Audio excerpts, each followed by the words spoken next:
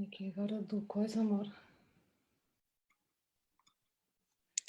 Isto.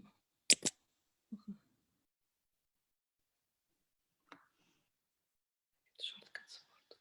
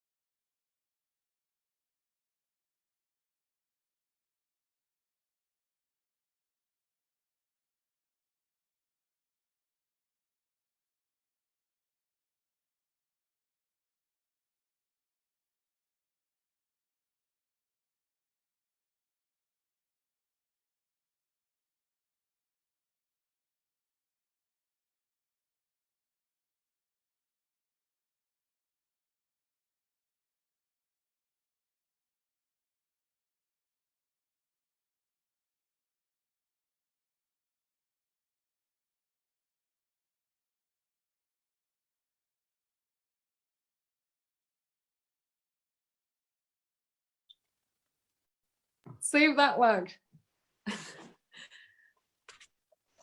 Okay. Yeah. Here. I think you guys. Hello. Hello. Hey. Ciao. Hi. How many cities do we have now? Here on the live, it's Amsterdam, Lisbon, Amazing. Porto, Hi there. Oh, great. and the Shortcuts Network, Sandra Almeida. Hi. Our partners that are helping us in these movie talks, Shortcuts Network, they are helping us. The Student Hotel, Hook, and Paul. Hey. Hey. And our partner festival from Italy, Adriatic Film Festival, and Guido is here. Ciao. Hola. Ciao. Nice to meet you. Ciao. So, first of all, I would like to tell you a little bit more about the Shortcuts Network. I know that you have been briefed deeply about it, but Shortcuts Network, it's 21 different cities spread around 3 different continents. So each city is composed of a bunch of cool people. They try to, through the new talent and short films, put their talent of their countries in the spotlight and help young talents to make a shortcut to an audience, to amazing persons like you that can give them tips to do a shortcut in their careers, and to a lot of opportunities that we can manage for them. So having you here is a Thank huge you guys for having me. honor. And of course, our communities are literally on fire with this opportunity to ask you some questions. And you have been stunning us with, when we saw you as a Caroline in a royal affair, we thought oh, something, yeah, there's something here. And after that, it was explosion after explosion of great characters. And I believe when there's a solid, intense and demanding role, they are going to call you at this point. Yeah, no, you know, I've been lucky to, I mean, in one way, doing a Conglais affair and a royal affair was, you know, was a big step back then, just because I had only done 2 Swedish feature films by that point, and people sometimes, you know, if it's English speaking people, I mean, for me, it was actually my first step doing my, you know, working in a second language. Yeah. It wasn't English. So in one way to do that Danish film was my first international step in a way. And it was amazing, all the process, because you didn't speak Danish, and Danish is quite a language itself, right? I mean, I think it's, I mean, it took me some time. I went there and then I really fell in love with it. I think it's pretty sexy, good language, pretty cool. I mean, but it's a lot of just vowels coming out. It's pretty hard, because if you read Swedish and Danish, they're actually quite very similar. But as for a Swedish ear in the beginning, it was pretty tough for me to understand. I remember my language coach in Copenhagen, she said, you know, it's a big part of the culture here to go out and you know, to the bars in the evenings with your film crew, and you should just have like maybe 1, 2 or 3 beers and you'll be doing better, because you only have like 2 months, so you need to, you know, pick up the speed. How did you convince, like, a director? I imagine that you had a lot of Danish actors there to pick. Oh my God. And yeah. how do you convince him? It's me. You have to pick me. I'm the right person for this role. And it was a huge step of confidence in you, right? Yes and no. I mean, to be honest, what really happened, I had done 2 auditions in Sweden. The first one, I called up the casting director and I was like, just so you know, it's in like, I think it's been a mistake, because I don't speak Danish. I'm so sorry.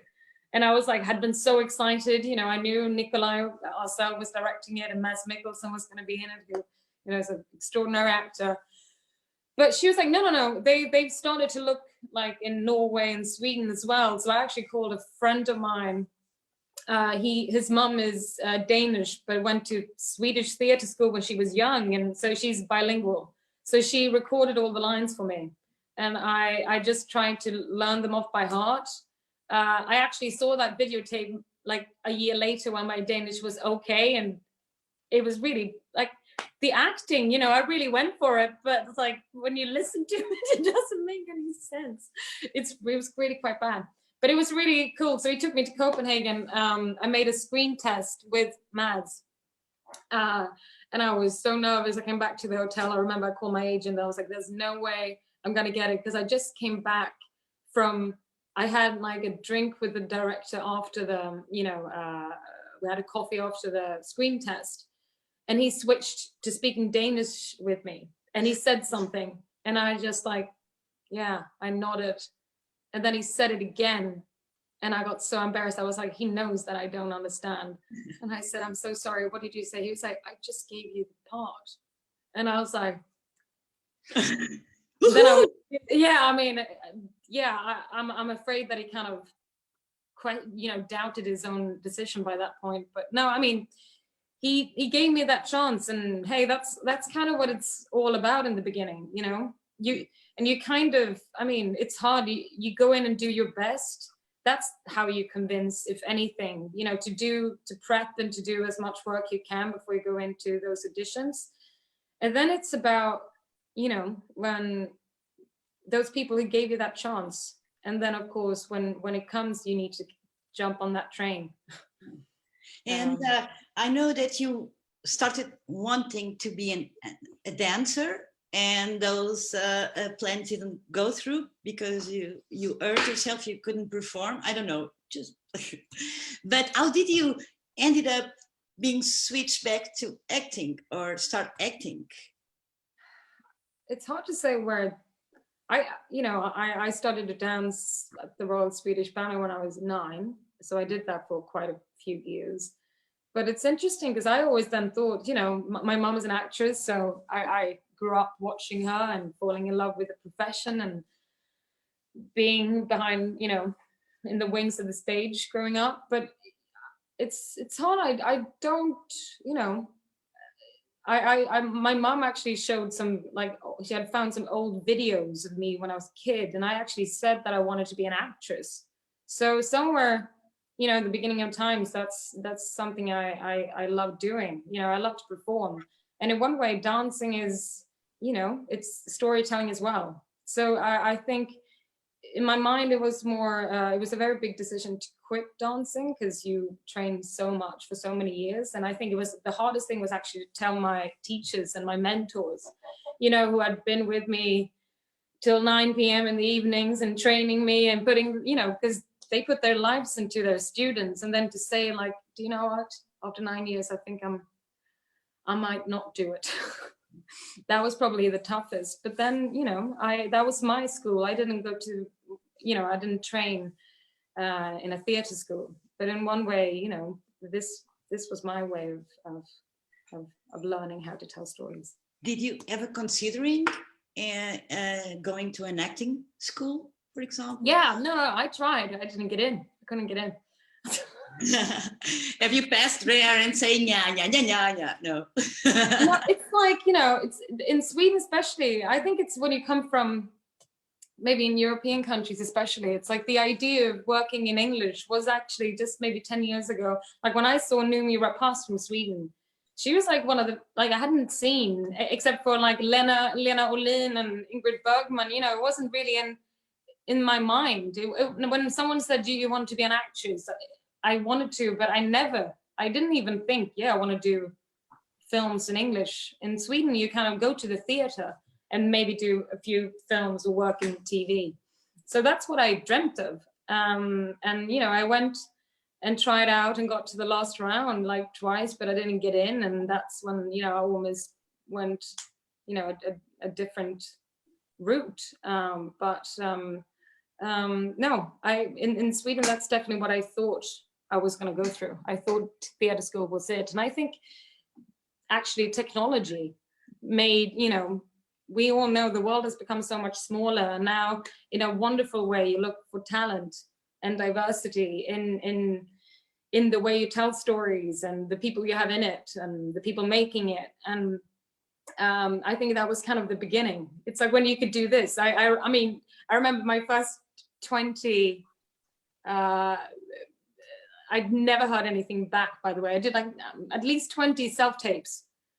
It was my Swedish agent. It's like, it's the thing. It's like you film yourself and then it's like when it took 3 hours to try and edit something on your computer with your, like, you had to have the lead and the video camera and everything. And, but that was still like the beginning of you were able to make an audition across the Atlantic and not be there. So I think that was kind of the beginning. I was lucky to be there when suddenly the world opened up for international actors. Cool. You have done so many demanding characters. I think you are known for that, for putting muscles, for learning Japanese, Danish, what you name it. What was the most demanding role you have ever performed? What do you consider to be the one that it really took? I mean, anything before you've taken it on is pretty daunting or scary, Then when you've done it, you've at least put yourself through that experience and it's something different. So I would say that probably my most scary one is still ahead of me. The one I'm going to do next, probably. No, but I mean, I've always I think that's what, a lot of actors and filmmakers and creators in general, it's the, the rush you get of trying to go somewhere new. And yeah, I think it's the thrill of stepping into different characters and then having tools, if it's a language or if it's a skill or if it's a trait of a personality, all of those things makes you kind of, you know, get a step way further from yourself and into a character. And I have always, since I was a kid, I think, enjoyed that feeling. But they are all so cool. How do you pick them? Because I believe that you can pick from several. So you pick the cool ones always. How do you do it? No, I think, to be honest, more and more, it's definitely not how I, you know, it's the cool aspect. I don't think I ever consider. For me, it's, and it's probably become more and more clear over the last few years. It's the people that I choose to work with, to be honest. You know, we make films and it's a final product, but I think for us making them, it's the experience of making them. And more it's been, you know, yeah, I'm seeing the months ahead of me that I'm going to spend on a film set and prepping for it, and the people I'm going to be with. And even afterwards, it's like I made like 2 films this year, and I've been, you know, even during this lockdown period, you know, been seeing edits and been in contact with the director or people in the crew, and it's still like an alive process and collaboration, and that is, I think, more and more. Of course, you know, in the beginning, you're just lucky, you know, you just do work, you know, anything. So I think I was very lucky to be given the chances to do some really incredible characters, and then I worked a lot, and some time along the way I just kind of stopped, and that's when I maybe got the chance to think about why I choose certain projects, and I definitely think it's down to the people that I'm choosing to do. Do you rather work with a starting, exciting filmmaker full of passion, or an established director?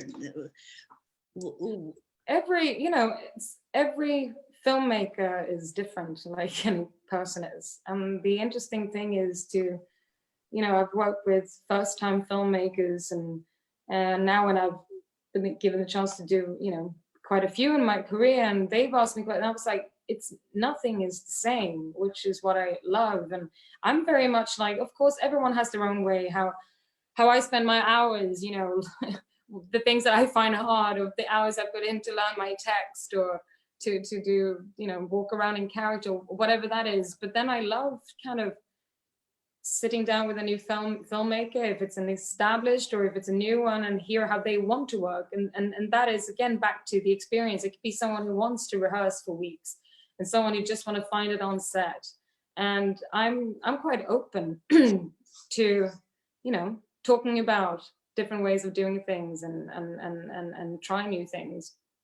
And you know, it's a mix. Like, I was very fortunate. I did a part in a guy called Ferdinando, his film that is coming out hopefully like next year, you know. And then I got to work with David Lowery, who I've, you know, I've loved his work, and we actually met because I kind of reached out as a fan of his work and films, and yeah.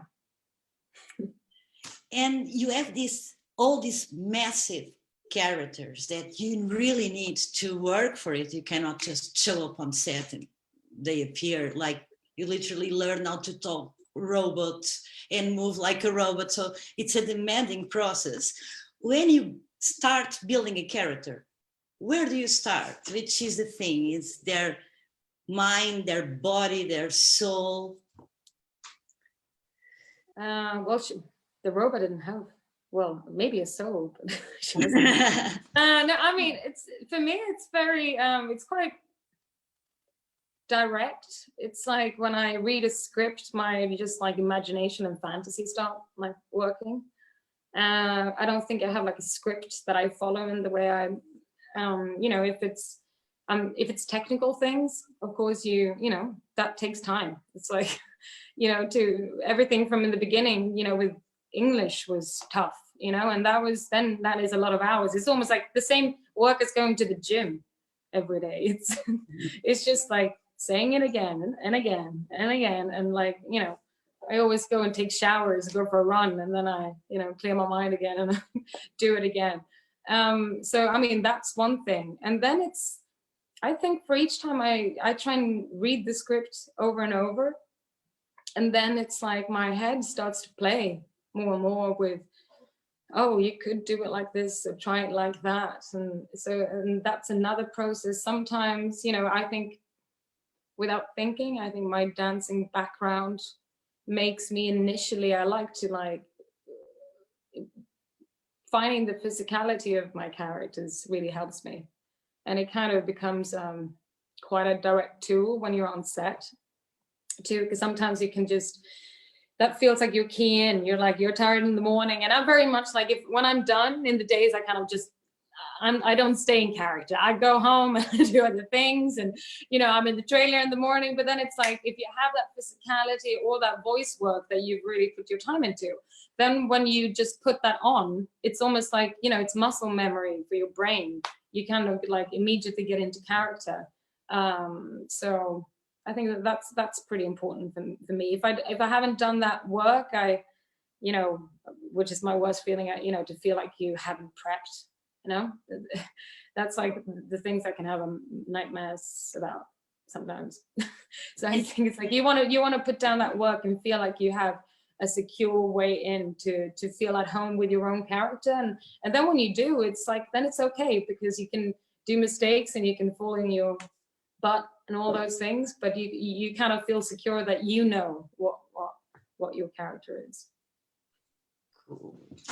So Nuno, are you there? It's time to change. Yay, to yes. time. Hello, Alicia. Bye-bye. Thank you so much for doing this. Yeah, of course. Thank you so much. So I'm here in Lisbon.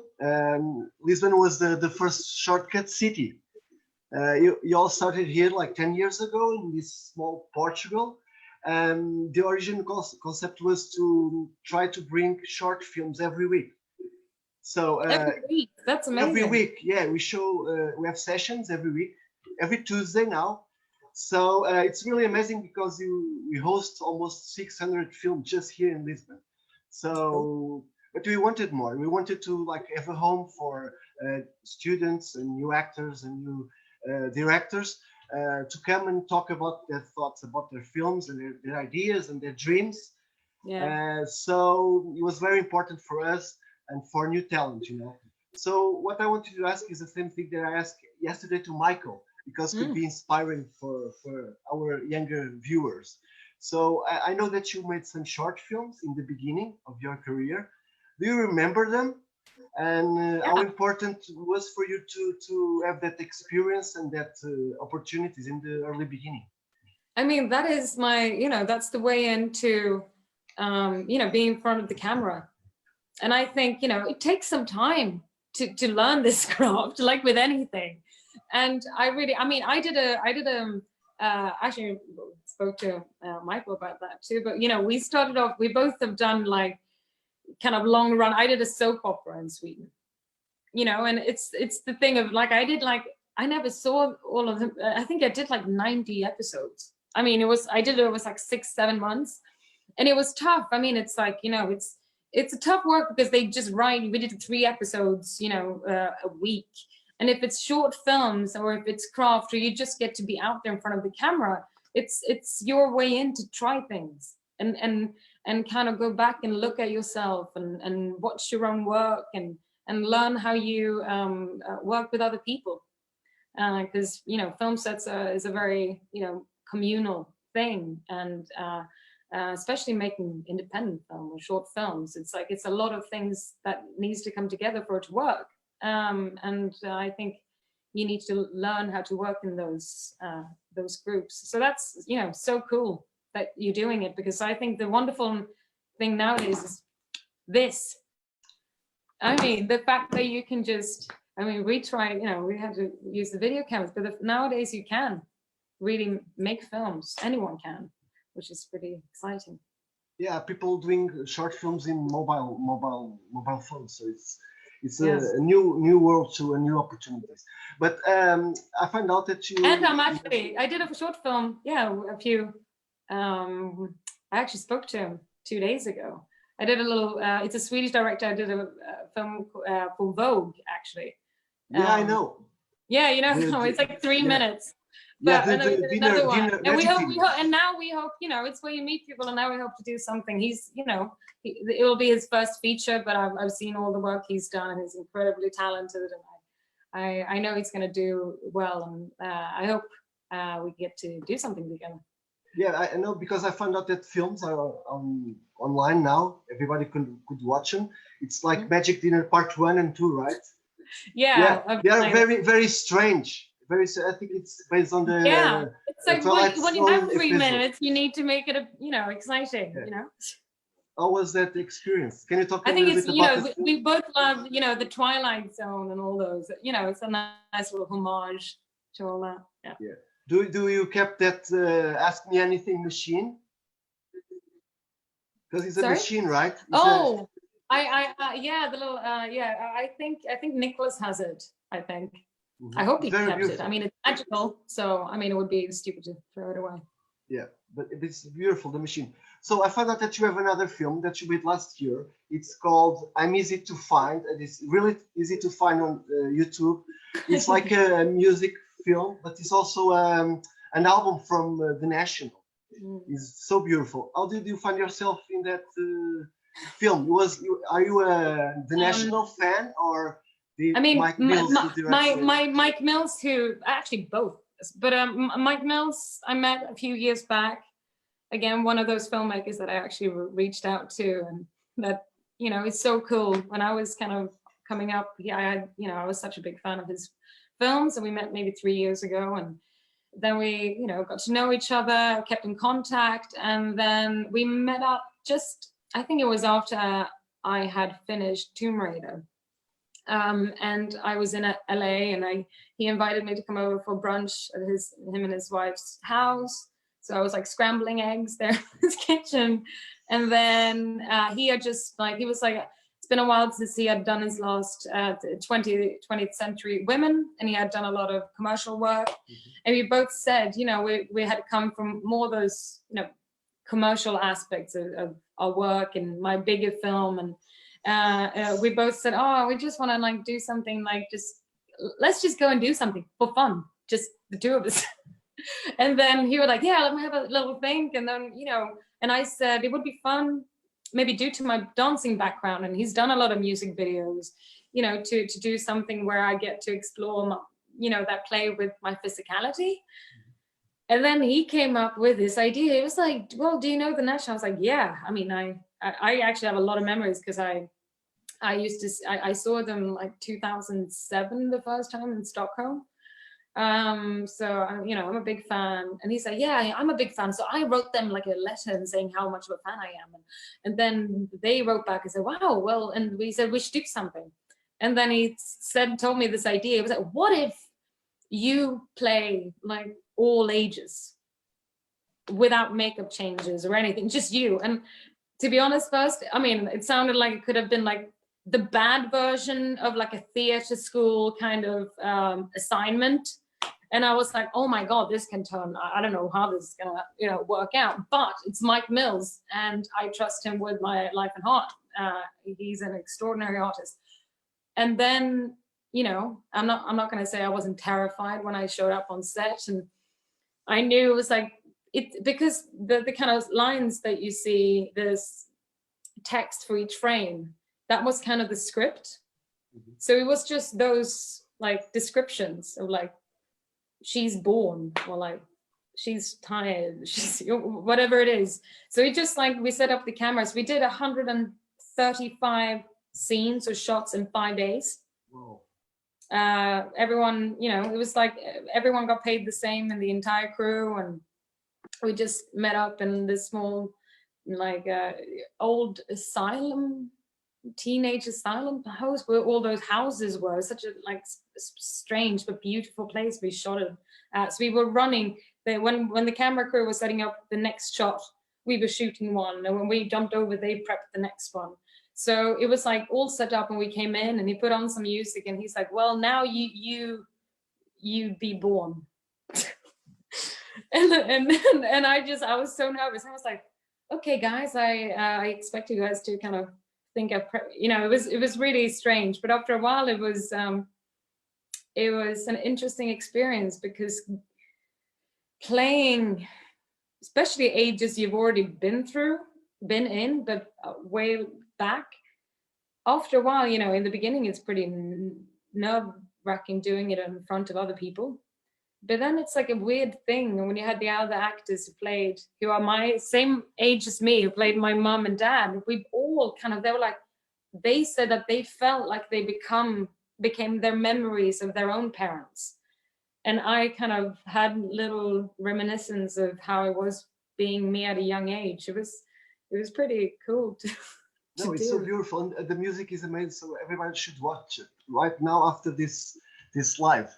So I just have one more question for you, because I read somewhere that you are like a Google expert, and you can find anything on the internet.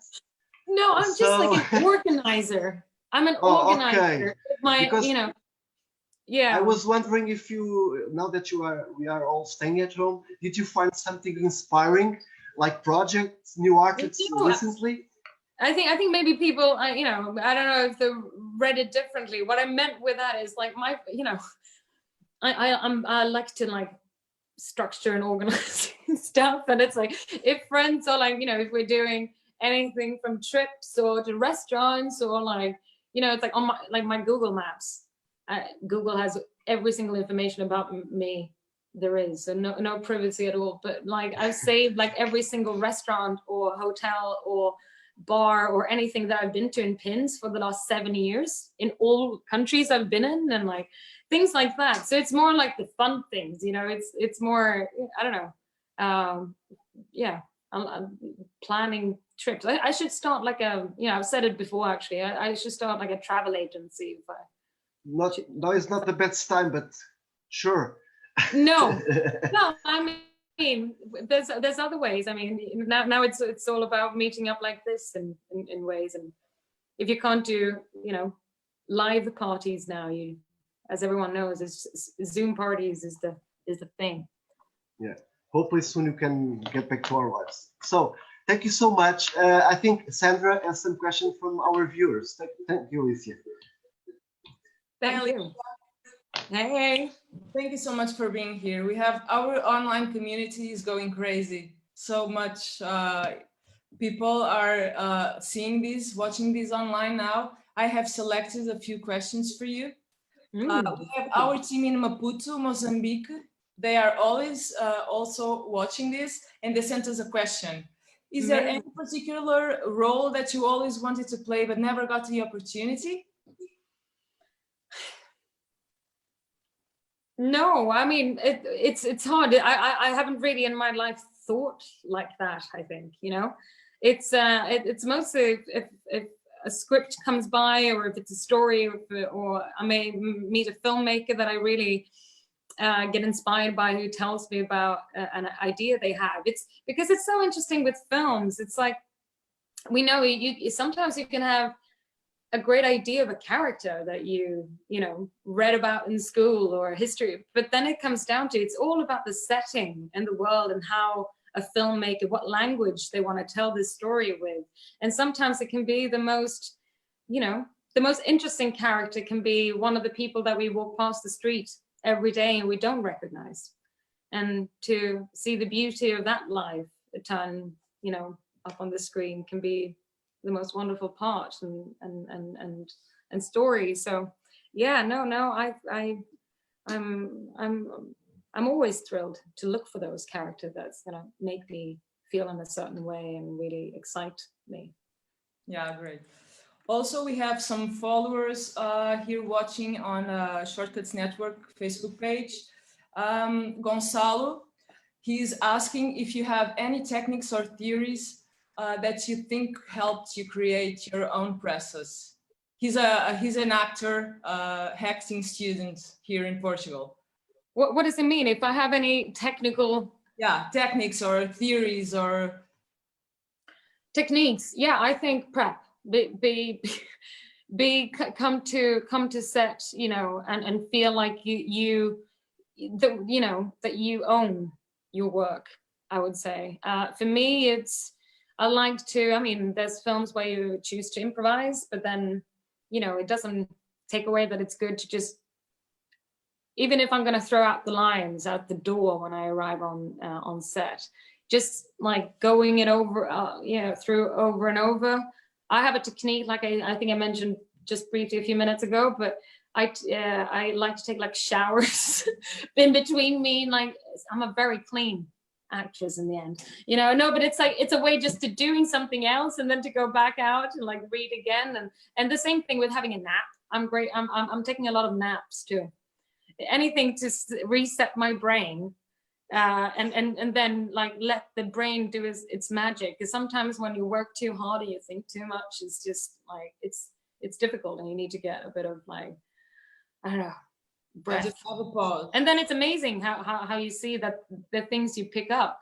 And I think having the time too, because I know myself, I can get back on set or from the end of the day, and I think a lot of us do, and then I wake up in the middle of the night, I was like, why didn't I do that? And that's both the tough thing and the beauty with filmmaking, because it's like you have one day, you know, of course, big films, you might get a reshoot of one scene, but it's kind of it. So I think, you know, and that's a natural process. But if you've given yourself the time and you've already read it, even if it's just for yourself, you can have a few of those eureka moments at night before you actually film. Okay, great. Thank you so much.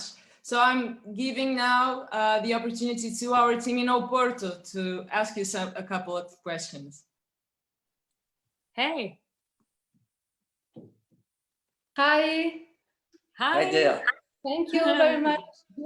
Thank we are you, from guys. Oporto.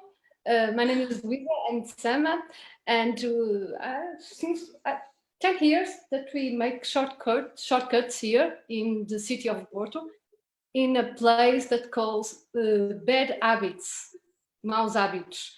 It's a very nice place. So we were talking about the new technologies and mobile phones to do movies, and it's more easy now to make a movie. And have you already thought directing? I think it's, yes. I mean, I've realized over the years I've been, you know, acting, that I love filmmaking as a whole.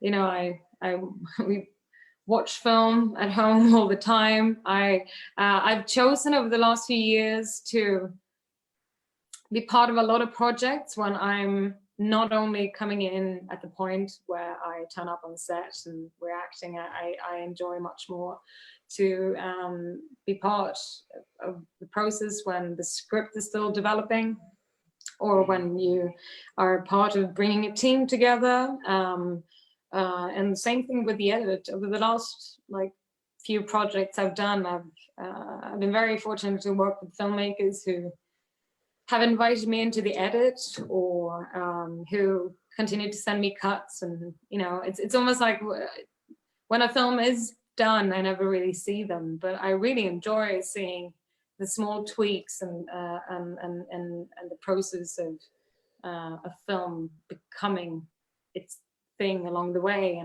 And with that, I've had some pretty incredible people and that I look up to, that have become my teachers in a way. And I think I'm getting closer and closer to the place where I'm starting to get really eager to try and do something myself. Hi, Alicia. Hi. Are you involved in two movies that the modification process was the issue in the Danish Girl, modification of gender, and Ex Machina, modification to a human. In this case, I ask to you, because the modification is a very important subject now, even in the academy, in the in the middle of the young scientists, and your character is a kind of a reference, but in inverse way. In this case, they stood how the people can be more like a machine. You know what I mean? So what do you think about that? This kind of desire of the human being became more a machine than Like a cyborg. like a cyborg. First of all, I wonder if it's the modification, like you mentioned, Danish girl. And there's more the modification, I think, of other people. You know, it's not the modification of gender, because it's actually more about people being allowed to be who they are and not change. And it's more the other people's perception of self and being. And that you can take to Ava as well. You know, it's interesting when I made that film, because there was a lot of, or it was like divided. I could have journalists that I met and they're like, oh my God, it's like, what, like I couldn't believe she got out and Ava did that or this. And the other person like, oh my God, thank God she got out.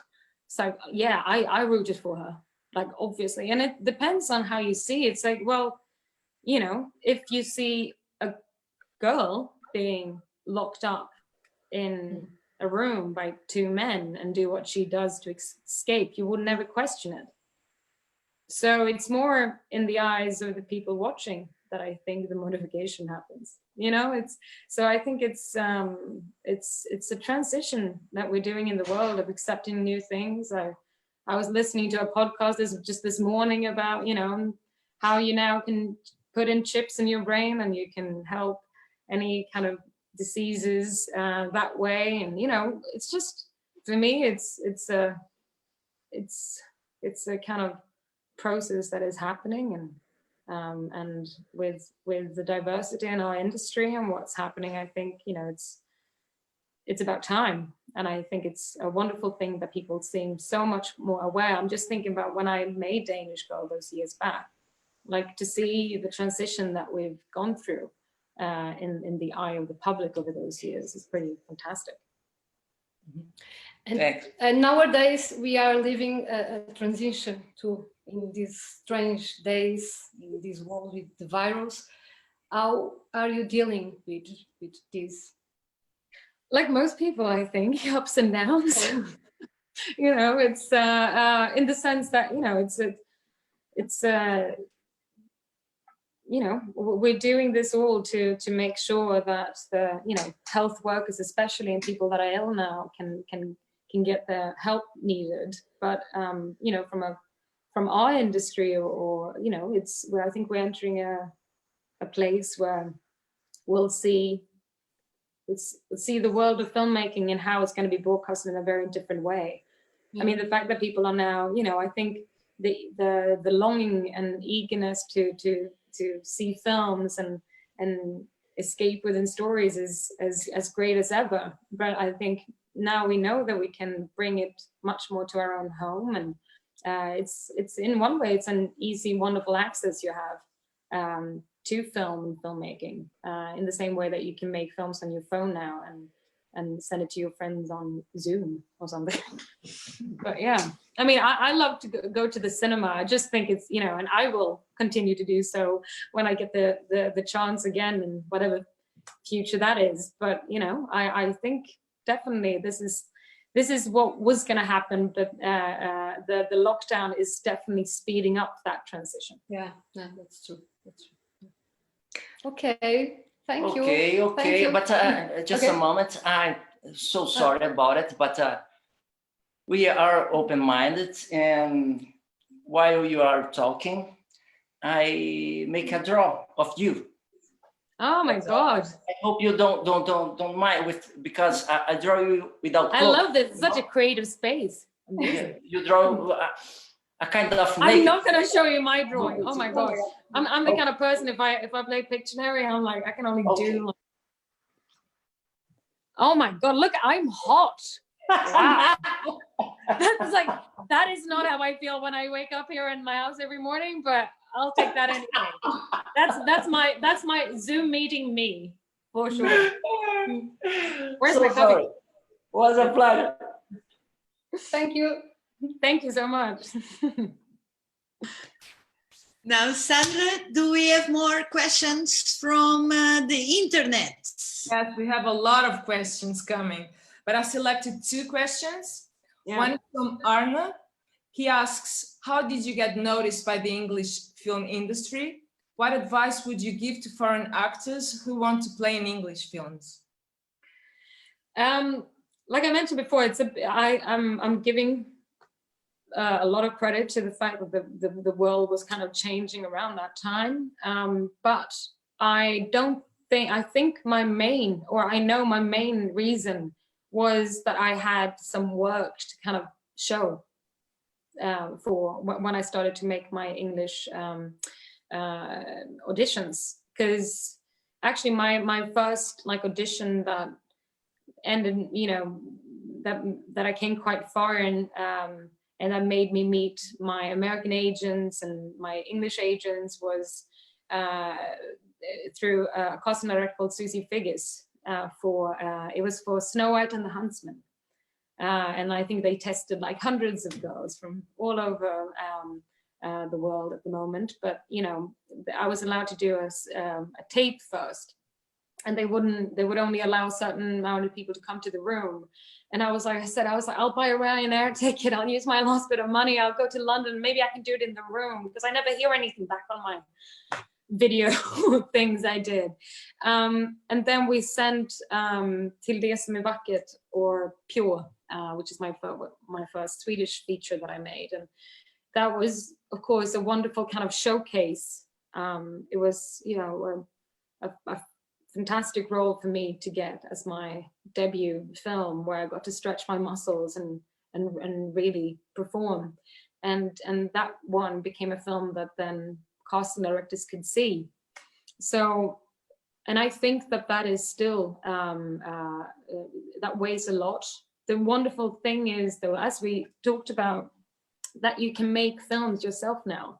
But I really think also playing in your own language first makes you really feel comfortable, and I think practice doing that first. I mean, I'm happy that I at least, when I was 20, I had at least been in front of the camera for 7-8 years by the time I was 21 or 22. And, you know, I've practiced working in my mother tongue, and then, you know, I got to showcase that.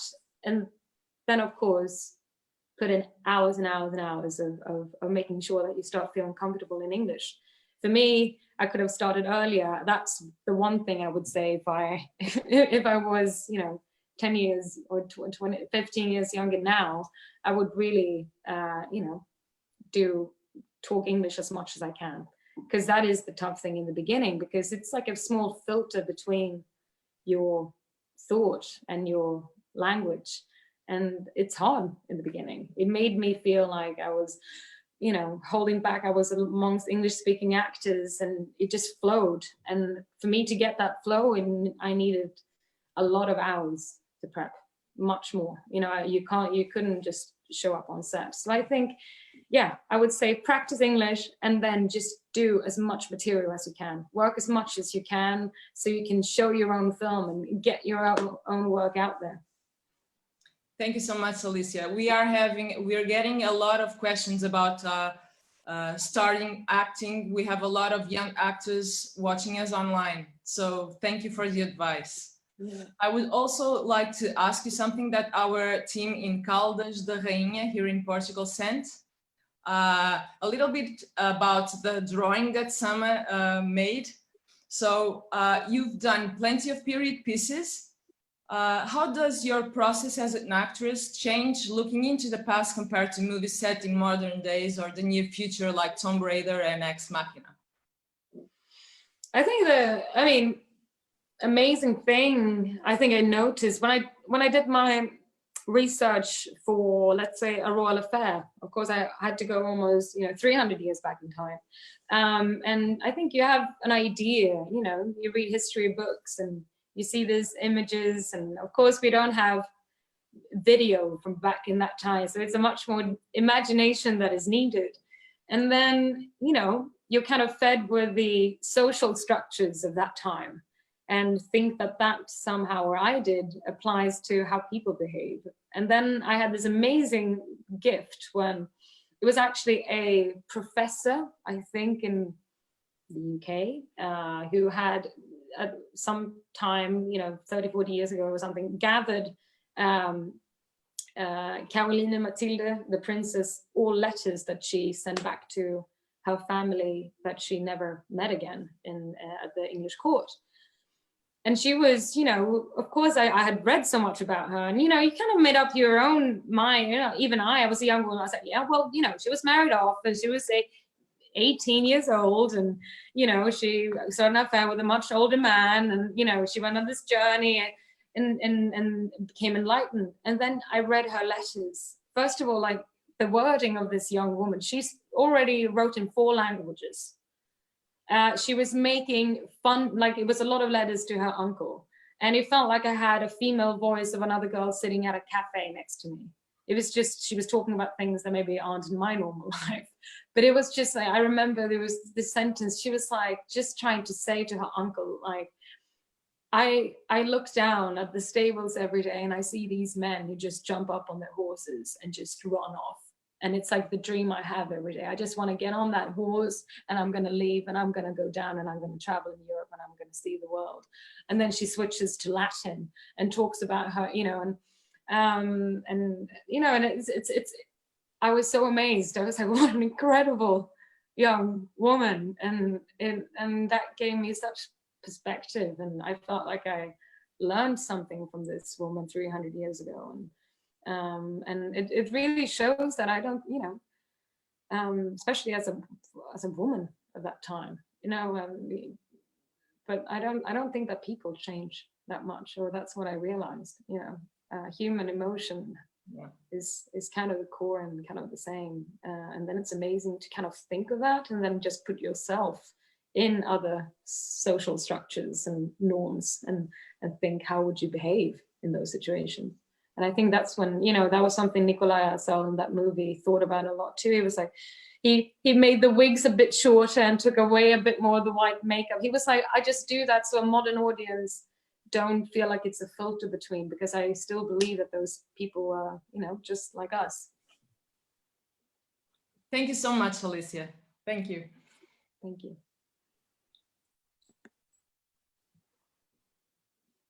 Guido?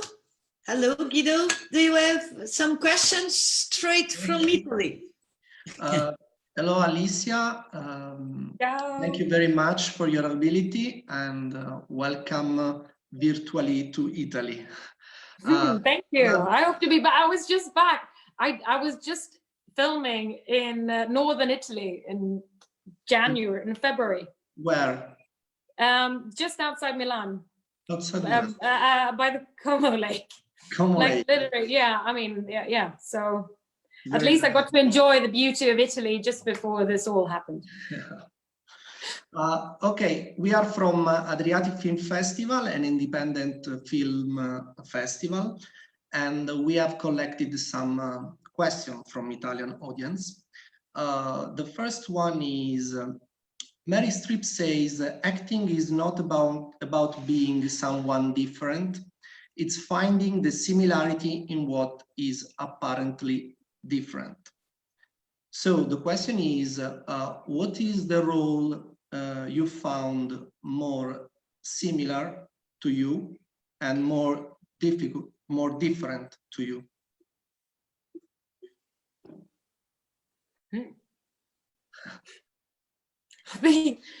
I think that's the question for other people who've seen it. I think the work all the time is to try and do what is the most difficult, to get away from yourself, I think that's where you, of course, those are your tools. That's what you work with, your experiences and your insight in people and maybe yourself or your idea of others or yourself. So, I mean, I don't know. I haven't really thought of it, but sometimes I think yes, like you said, it's the beauty when you make a scene where you on the paper feel like this is so far away how I would ever react, or, actually Danish Girl is a good point. I mean, I could read and I was like, that thing when someone is actually able to see things from a positive view a lot, you know, someone who's really struggling to see and to see someone else and not put yourself first and be kind. And I want to be that person, but it was amazing to kind of play, and I had to like really find, it was like one part of me just like, come on, like why wouldn't you, like I felt like Alicia wanted to like raise my voice or react in another way, and it was like the role itself taught me, I was like, no, you can actually find it from some place to see it differently, and it's okay. And those, you know, that's cool. That's what I love with acting. I love having those moments when you're on set and you're actually like, it's like a bit of magic and everyone feels it, and you went somewhere and it surprised you. It's like all aside with all that prep thing I'm talking about, when you're actually doing it, it's just Wonderful. Yeah, and you know, and it's unexpected, and you know, yeah. Talking about inspiration, do you have any actress who inspired you? I've said it so many times. I've got to meet her now and say to her face, she had read some. Isabelle Huppert was a very yeah. When I was like a young teenager, I mean, it's pretty challenging roles she did, but those were the things that stuck with me. I'm like, wow, I want to do whatever she does. It was like, you know, seeing somebody enter the storm, and I wanted to do that too. I also read that you are a producer, Vicarious Production. Yes. Do you have any suggestion? What kind of project you would like to evaluate? So I'm working on a few projects since the last kind of 2 years. Some of them that, you know, the two of them that we have scripts for and we're developing, and I think it's mostly you need to find stories that you care about, you know, and I think when you do, it comes easy, you know, then you kind of get inspired by its own self, if it's the character or if it's the world or if it's, you know, and then I think a big part of it is also finding the right people, you know, as we said, it's like finding the right group, if it's the writer or the other collaborator, or finding a director from early on. And but yeah, maybe producing in Italy too, why not? Sure. Yeah, I'd love to be in Italy, so that would be great. Okay, thank you. Thank you so much. Greetings from Italy. Grazie. Sandra, some questions, the last ones from the audience? Oh, I think you're muted. Sorry. I wonder how many times we've all said that. Sorry, it was me. I thought I was talking a lot, but I was saying nothing. I was asking if Sandra has some more questions from the audience. We have a lot of questions actually, but maybe Puk has some questions from the student hotel, because we are reaching our limit. Yeah, I will ask you a question, Alicia. Sure, go for it. I'm wondering when you prepare for a role like Lara Croft, for example, that has been played before. I'm imagining it can be some pressure added to it than just a normal role. And so when you prepare for it, do you think about I want to bring these new aspects to the role, and if so, yeah, what goes through your mind at this time? I mean, yes and no. I mean, for that particular one with Tomb Raider, I mean, I grew up watching Angelina Jolie being Lara, and I mean, it was one of the first ever times I had seen a woman in an action role, and I thought it was super cool. And I used to play the games when I was a kid, and I was thrilled. And you know, when I got the part, I was introduced to you know, the kind of reboot version of this game that they had made, and saw that it was quite a, you know, a different and I think the wonderful thing is, to be honest, if you follow, you know, I think a lot of some people have, you know, looked down upon if, you know, the early Tomb Raider or Lara Croft were sexist and all those things. And what I said, well, it's actually just, you know, it's a proof of what society looked like back then.